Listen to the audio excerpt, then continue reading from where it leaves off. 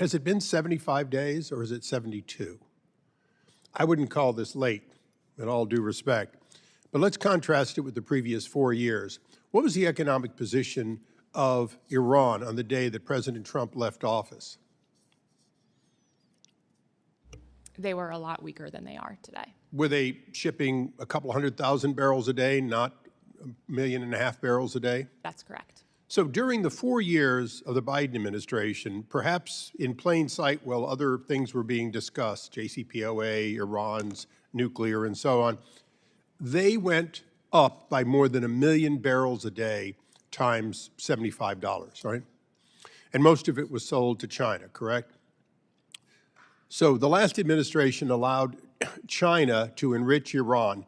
During those 4 years, is it accurate to say that that money, a great deal of it, ended up in the hands of Hamas, the Houthis, and Hezbollah? That's correct. Okay. So I want to go to the go forward. And I know my colleague has left, but 72 days is the beginning of an administration.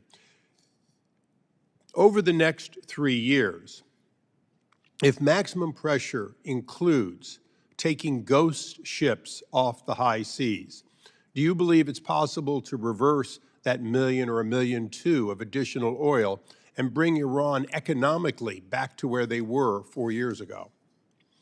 I do, but I don't think taking the Ghost Fleet off alone will do that. I'm saying I'm including that because most of that 1 million barrels plus is shipped through ghost ships, correct? Yes. Okay, so as part of a maximum effort, recognizing that Israel may strike in its own best interest between now and the end of October when nuclear legitimacy, according to the last administration, goes forward. As part of a package, economic sanctions, as we know, are not working because people are cheating on them. The number one cheater is China. As the president uses his pressure with China and tariffs, should he include reducing the purchases of clandestine oil from China and Russia as part of a deal with China? Would that be helpful? Additionally, the same thing goes for our European allies who either directly or indirectly buy that sanctioned oil. Absolutely. I think that's a great place to start and hopefully would have an impact. Now, just before I spoke, we heard about the so-called reluctance of the vice president to strike the Houthis. In fact, isn't that one of the more major proactive strikes that's occurred in the last several years? Correct. And that particular strike, as I understand it, was an offensive strike to take out capability, not simply a retaliatory for a place from which they were fired. I'm going to defer to Mr. Rule on that, but he's got more expertise in that area. They are the most significant strikes we've conducted against the Houthis. They're not only taking out, degrading the Houthi weapons capability, but they're taking out Houthi leadership, and they're starting to impact on the Houthi leadership decision-making structure itself.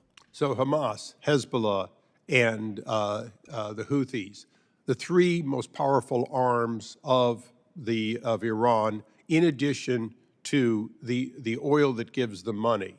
If those activities continue at the pace they've been going over the last, some of it more than 75 days because of Israel's efforts with Hamas and Hezbollah, but if those three tentacles of Iran are taken out over the next 3 years, if the clandestine oil is reduced to, let's just say, about where it was 4 years earlier, do you believe we can avoid all-out war with Iran, but bring Iran back to a situation in which they must deal or be unable to function because of economic disaster?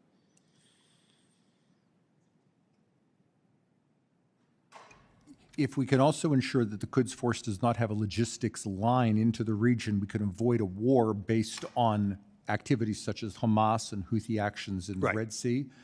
There will be some who will say that Iran could be encouraged to build a nuclear weapon if it thinks it can get away with it and we won't attack. So the president would also have to say, if we see you building a nuclear weapon, we're going to have to use And I'll just close with one statement. Many people have talked about the nuclear capability, but is it fair to say that the ability to build a nuke only allows you to blow yourself up if you don't have the ability to launch it? And that isn't that part of the administration's responsibility, along with allies, is to make sure that they do not have the ability to launch a nuclear The weapon? gentleman's time's up, and the witnesses may respond in writing if you choose to